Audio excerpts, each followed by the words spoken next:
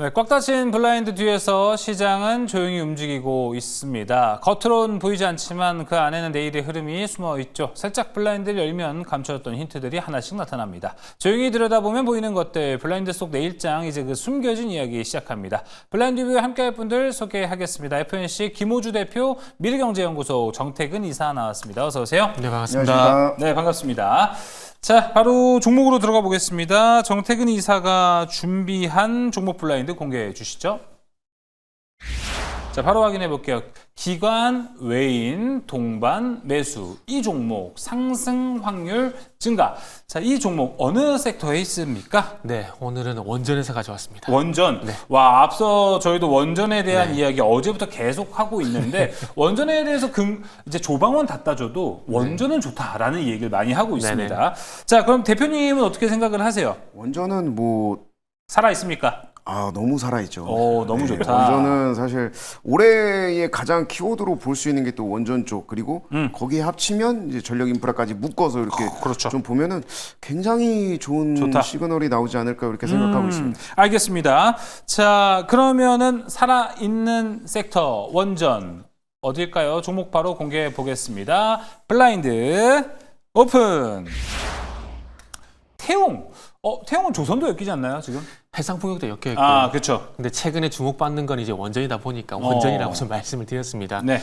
원전 쪽 같은 경우는 아시다시피 경수로 원전보다는 SMR이 최근에 와서 많이 주목을 좀 받고 있는 상황들인데, 일단은 뭐 미국 쪽을 바라보게 되면은 두산 에너빌리티가 뉴스케일 파워 관련돼 가지고 올해 하반기에 어떤 수주된 기대감들이 있고요.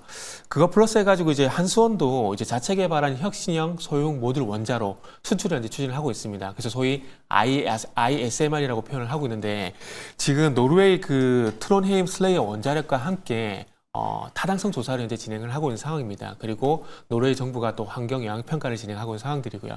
그래서 지금 한수원 같은 경우는 이제 입찰에 성공을 해서 일단 그 유럽 시장의 진출 교두보로 삼겠다는 목표를 현재 삼고 있는 상황입니다. 그래서 국내에서는 한수원, 미국 쪽에서는 두산 에너빌리티가 SMR 수주를 받기 위해서 많이 노력을 하고 있다고 보시면 될 것 같아요. 한수원은 어쨌든 이제 노르웨이를 시장 진출 교두보로 삼고 그리고 독자 수출을 추진하게 되면서 그 외에도 핀란드라든지 스웨덴이라든지 체코 이런 쪽의 어떤 국가들과 MOU를 맺었고요. 아시아 쪽 같은 경우는 태국, 그리고 중동 쪽 같은 요르단과 MOU를 체결을 한 상황입니다. 그동안 그 UAE 바라카 원전의 어떤 성과를 보게 된다라면은 ISMR 같은 경우도 아마 많은 국가들이 좀 기대를 하고 있다라고 보시면 될 것 같습니다. 그렇다면 태용은 또 어떤 연관성이 있느냐? 그러니까 우리가 태용을 얘기할 때 아시다시피 이제 피팅 관련돼 가지고 조선 얘기도 많이 하고 해상풍력도 많이 하게 되는데, 태용 같은 경우 이제 SMR 관련돼 가지고 단조 부품을 이제 수출을 하게 되면서 새롭게 이제 SMR 관련주로 이제 부상하고 있는 종목이다라고 보시면 될 것 같아요. 그 올해 2월 달에 그 캐나다의 300메가와트급의 SMR 단조 부품 공급 계약 소식이 있었습니다. 그래서 캐나다에 이제 4기의 SMR을 건설 중인데 1기 이제 수주를 받았고 2기에서 4기까지도 현재 수출 협의를 논의 중이기 때문에 아마 앞으로 추가적으로 수주 소식이 나오지 않을까 하는 생각을 하고 있고요.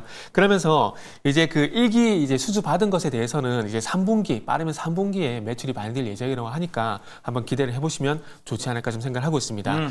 다음은 차트를 좀 보면서 말씀을 드리면, 차트 보시면 아시겠지만은 우상향 차트입니다. 우상향 차트고, 최근에는 이제 7월달 들어와서는 5일선을 타고 현재 안정적 우상향하고 있는 상황이기 때문에 오늘 같은 날 조정을 위해서 한번 매수를 해보시면 좋겠다는 판단에 오늘은 태용을 한번 준비를 해봤고요. 매수가는 43,500원 이하, 그리고 목표가는 5만 원, 손절가는 39,500원 제시해보도록 하겠습니다. 네, 정태근 이사의 종목 태용이었습니다. 목표가, 손절가 잘 체크해 보시면 일단 좋을 것 같습니다. 자, 그럼 이제 태용까지 이야기를 한번 들어봤고요. 이제 김호주 대표가 준비한 종목 블라인드로 넘어가 보겠습니다. 블라인드 공개해 주시죠. 상승 시그널 포착, 이 종목 출발 준비 완료. 자, 이 종목 어느 섹터에 있습니까? 크게 보면은 2차 전지로 볼 수가 있는데, 이게 보면 있죠, 거기에서 조금 더 디테일하게 좀 보면은 리튬 쪽으로 좀 보시면은 리튬. 오, 알겠습니다. 자, 크게 보면 2차 전지.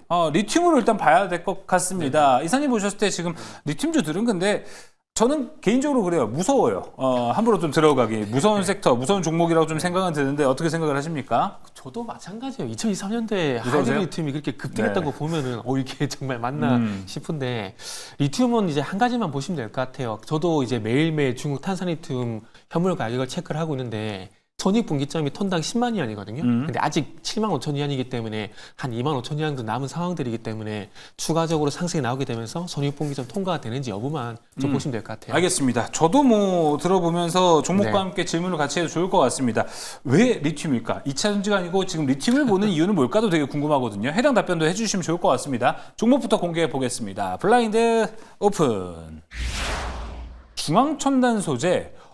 그 와중에서도 변동성이 그렇게 크지 않은 종목이지 않나요? 네, 맞습니다. 그럼 변동성이 크지 않기 때문에 이제는 한번 좀 움직여 볼 만하다 이렇게 해서 좀 미리 네. 좀 잡으면 순번이 괜찮을 것 왔다. 같은. 예, 그렇죠. 그래서 일단은 뭐 이제 전략을 좀 제시를 해드리자면은 이제 리튬 가격이 이제 계속해서 좀 많이 올라왔던 상황이고, 근데 이 지금 현재 올라와 있는 이 리튬 가격 앞으로도 추가적으로 더 이어질 것을 일단은 좀 판단을 하고 있어요.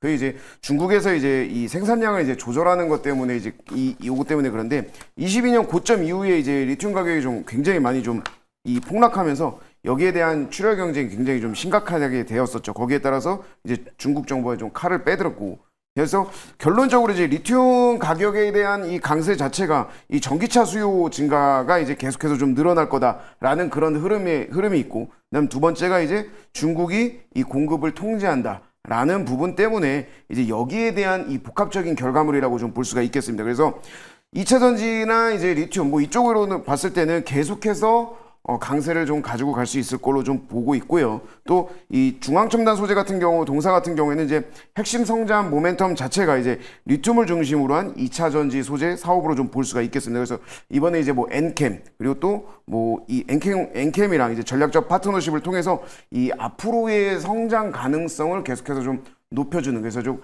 기대감을 계속해서 좀 끌어올려주는 상황으로 좀 볼 수가 있을 것 같아요. 그래서 엔캠이랑 합작법인 이 EDL이죠.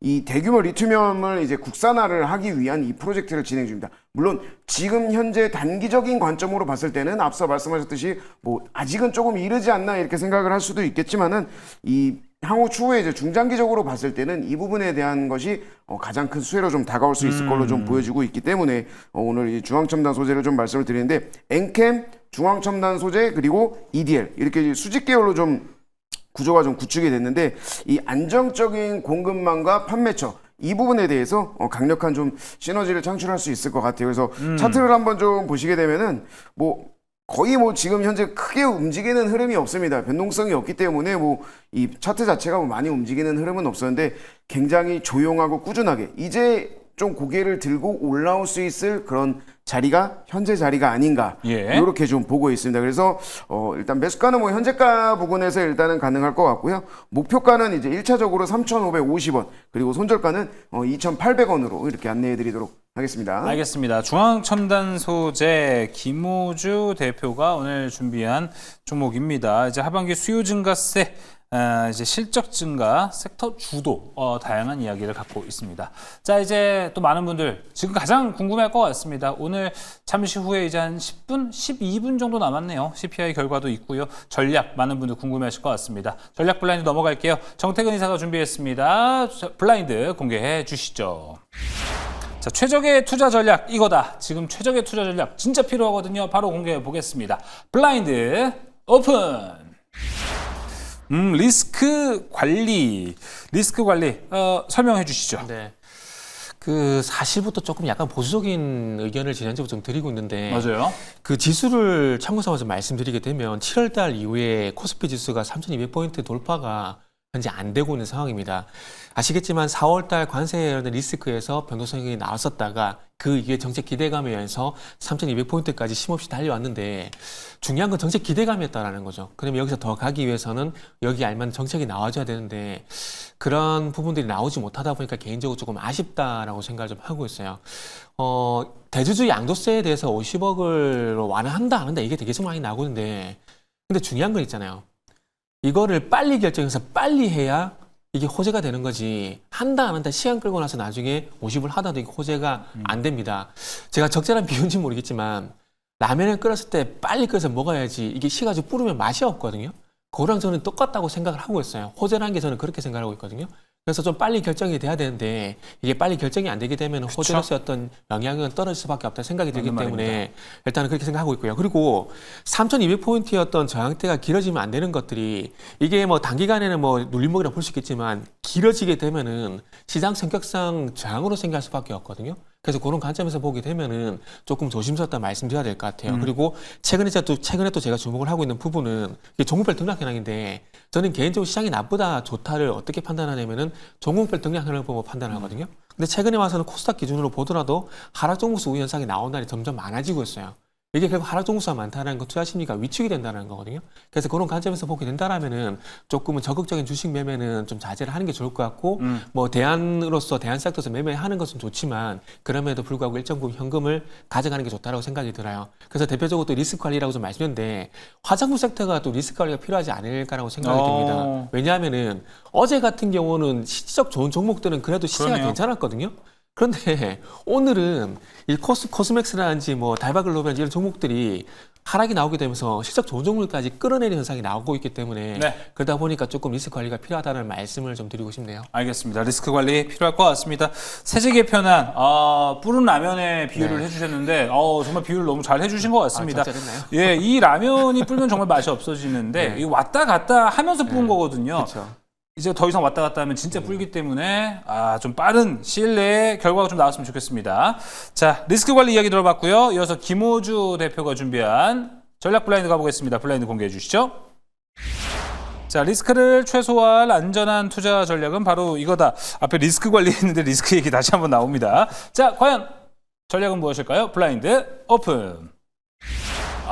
너무 좋습니다. CPI 대응. 자, 현재 CPI 이제 10분도 안 남았어요. 어떻게 좀 대응을 해야 될지 이 얘기를 한번 들어볼까요? 네.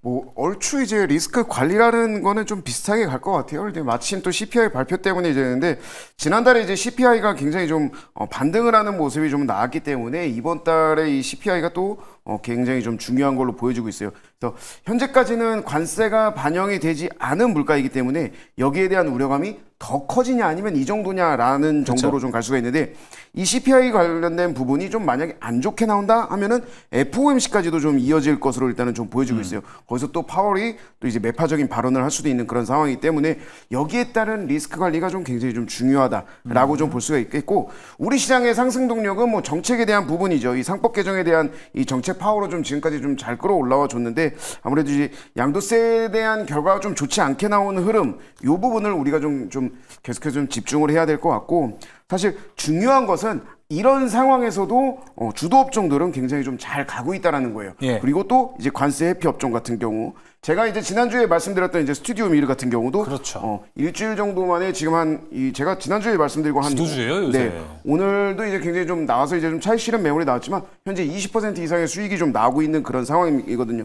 그런 상황에서 우리가 계속해서 봐야 되는 거는 리스크 관리는 굉장히 중요한 면에서 주도주는 그래도 잊지 말고 계속해서 가져가야 된다. 이렇게 좀 말씀을 드리면서 돈 잘 버는 기업에 투자를 아낌없이 하는 게 최대한의 리스크 관리가 아닐까. 네. 이렇게 말씀드리도록 하겠습니다. 일단 뭐 CPI 대응으로 얘기를 해주셨습니다. CPI가 결과가 어떻게 나와도 그 이후에 뭐 금리 인하가 되든 그대로 유지가 되든 돈 잘 버는 기업이 현재는 가장 좀 중요하다. 뭐 지난주에 스튜디오 미르 소개해 준 것처럼 현재 추세에서 돈 잘 버는 기업 잘 버는 것 중요하다. 이렇게 정리를 좀 해볼 수 있을 것 같습니다. 자, 블라인드 뷰는 여기서 마무리하겠습니다.